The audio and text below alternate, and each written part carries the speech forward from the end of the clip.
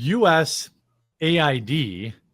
was essentially, I mean, I'm going to use the word caught. I don't know if they were, as far as I have seen, I have not seen any like reporting from USAID that they had gone through the proper channels to destroy classified documents.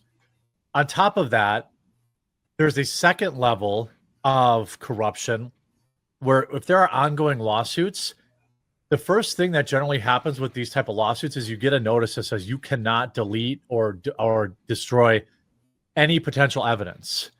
And like, I'm not sure that this is going to work out well for them. So there was an email that got released essentially that said, hey, guess what? You know, we're going to, you know, or the emails is like, hey, everyone come in, shred everything, and what you can't shred, burn. Like it literally read like a panicked email, didn't it? It's like, well, if the shredders overheat, then use the fire bags. It was really bizarre. What did you make of it, Hannah Claire? I mean, I think it's sort of hypocritical for the same team, let's say, and of course USAID is slightly different than Democrats or National Archives, but when Trump had allegedly had classified documents at Mar-a-Lago, suddenly they were all experts and you're not allowed to touch them and you can't do anything, even if just looking at them for too long after you're president is illegal. You know, looking at the boxes or whatever they came up with, and now suddenly it's as if there is some ambiguity, like if they are classified documents, or if they're documents that are part of a lawsuit, destroying them is tampering with evidence. So why would you suddenly summon your whole office? And for everyone who's been defending USAID employees saying, oh, they're hardworking and they do all this great work and we should help them, like, now do you look at them and think, actually, I think they're all kind of crooked and unethical because they're trying to hide all of this stuff? Yeah, I mean, what do you think, Styx? I think the U.S. Marines should be immediately mobilized and should occupy every storage site that they control. I think that they should take them over at gunpoint, and I think that they should force the employees and the managers out.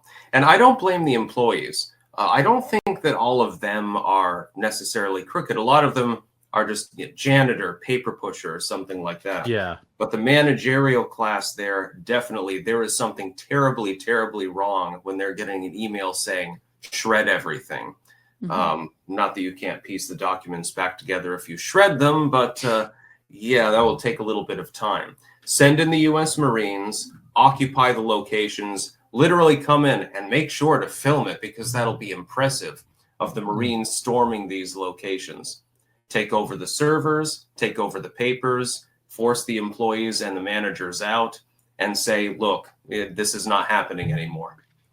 There's an interesting line from the email that went out that I want to highlight. It said, quote, shred as many documents first, the email continued, adding that staffers should stuff remaining classified material into designated burn bags simply for when the shredder becomes unavailable or needs a break. They're acknowledging that the shredder is going to be shredding so much stuff it's going to overheat. So when it needs to cool down, they need to put the rest of the documents in these burn bags and use a black Sharpie and write the word secret on the bag. Literally, that's what she told them to write. The word secret on the outside of the bag, and then staple them closed, and they're supposed to get burnt. By who? My guess is there are services that do this, shredding services and document destruction services. So they already have a contract out with a company to destroy. Yeah, what a coincidence. Yeah. Because there was some agency that was referenced in the email. Like, hey, if you have any questions, talk to, I think it was SEC, not the SEC, but SEC was, I think, the company that was there to delete the documents. So, like, the whole thing is bonkers to me. Like, what are we doing here? It's right out in the open.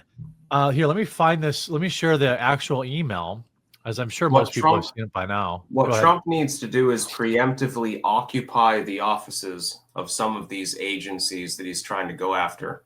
Yeah, he's got to do it before they get notice. Yeah. Send in a couple of squads. They'll secure the location, grab the documents, and then go through them. Yeah, because there's going to be just so everyone knows, there's no getting any of these back now. Like they're just gone. And it said, if you need to use the burn bags, don't overfill them, because if you overfill them, then it won't burn everything completely, and there might be a couple pieces of paper left. They can be closed at the top with staples. The only labeling required on the burn bags is the word secret and USAID, and dark Sharpie if possible. If you need additional burn bags or Sharpie markers, please let me know or the SEC InfoSec team. So whoever this is the ones in charge of destroying the documents. So like, I don't know if this is actually the SEC, Securities and Exchange Commission, and they have an InfoSec team, or what's going on, but we are never going to get these documents now. There's just, Keep in mind that this would not be happening under any other circumstances other than covering up information. There is no other explanation possible. Yeah, somebody in chat said they have shredders that you can pour dump trucks into. That's correct. They've come in the back. I've seen them. They're in these big like box trucks, and they come and the shredding machines are in there. See, I was kind of hoping someone in middle management in the SEC was like, I volunteer. I'll be the one taking it to my house and burning it in my fire pit. Yeah. And you would get a really interesting federal raid of like this one guy who was like, it's my specific responsibility to burn these. What we're hoping is that there's a whistleblower among them, somebody who has preserved some of these documents and will be able to get them out to the public. Well, there's obviously a leak because somebody shared this email. Yeah. So we're hoping that they did their due diligence. They should get the Medal of Honor if they did that. Well, the other interesting thing is like somebody put this: Erica's going to jail. Yeah, I mean, I hope. I know that like we're seeing all this corruption, and this type of protocol gets done when like there is protocol for this, like Benghazi, when like a U.S. what was Benghazi called? I forget the word for it. Like a base or what do they call them? Where we have like these safety little zones in other countries that are like embassies. Like embassies have this policy in place. Like if the embassy is going to be taking over, they have this policy: shred everything, burn everything. Sure. But that's reserved for when foreign governments are going to overtake our property, our buildings on foreign land. So USAID looks at the Trump administration as a foreign government? Yeah. That's what I think. Yeah. Yeah, I think they must. And like, so now we know we're never getting this back. We're never getting any of the paper trail that was needed to find any of this corruption. I have made my peace with that. Erica should go to jail because at least we have that evidence. Anybody who participated in the shredding should be investigated. But ultimately, at least, that federal judge, a federal judge stopped Trump from saying, that we need to stop this stuff. I would argue now that federal judge has no evidence. Like, they destroyed evidence. Trump should be able to immediately stop all USAID funding.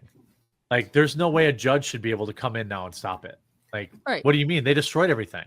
The problem is that just because Trump has the right to do something or reason to do something doesn't mean that a judge will actually allow him to do it, because the judiciary now is out of control. I think that we might get some of this paperwork. I'm a little bit more optimistic than you, because whoever was leaking this material and telling the public, hey, here's what's happening, they may have been doing some other things. Maybe they have a couple of flash drives or something like that with some scanned documents. So it's possible that we get some. We're not going to get all of it. Certainly, you're right. But we might get some of it. Well, I'm also hopeful that this news came out yesterday, but maybe the Trump administration found out on Sunday or Monday and stopped it from happening at all. Yeah. Like maybe it never happened. Maybe we're seeing the email now after they were stopped from doing it. Right. And also they're asking for man hours and manpower to do this. There might be enough workers who were like, I think this seems suspicious and I don't want to get called up on any kind of charges over this. Like, who resisted. And that's one of the reasons we're aware of it. Like, possibly this email came from one single leak. On the other hand, maybe enough people were like, are we allowed to be shredding these documents? I don't want to participate, that it raised a red flag before it reached news media. Well, it was reported that dozens of staff called their union rep when they got this email out of concern because they were like, wouldn't you be concerned? Well, I sure as hell wouldn't be going in there and shredding anything. I'd be like, nope. Yeah, I have the coof. I'm not there. Sorry. I have a positive test. Just as likely as there are people who are like, yes, gotta shred it, gotta stop Trump. This is the right thing to do. I feel like there are enough people who are like, this is my job and I'm not going to go to jail over it, especially if we're all about to lose our jobs anyways. Right. We got to find different jobs anyways. So why would I risk going to prison over this? All you need is one resistor that's in there, and they can compile as much documentation as they can. Properly motivated, they can do a lot of damage to USAID. Well, allegedly, Fox News is reporting that they did not get to do the act, that it was stopped. That's according to Fox News. So I think that would be very good. And does it make you nervous that this is just what we know about? Like, they sent out this email to a group, but then what are other people doing without speaking it out loud to the general public at USAID? Yeah. This says White House shuts down concern over U.S. document purge. These documents involved are old. Originals still exist on classified computer systems. Okay. Do we believe that? I mean, if the White House is saying it, half believe. Half believe it. Yeah. Like it depends on the document. Well, what's with the crazy urgency? Like there's a federal Records Act. I keep forgetting exactly what it's called. But that states that the federales have to keep digital copies of everything. Mm-hmm. Well, if that's true, and if they were following that, then there should be digital copies that exist. I guess But the server accidentally tipped over when we were transiting it, when we were out on the sea, and it got salt water in it and blew up. And rather sad. All the data's gone. These are regulations that don't have to be applied equally. They apply in some circumstances to some people, it seems. Yeah, they stored it right next to the Hillary documents.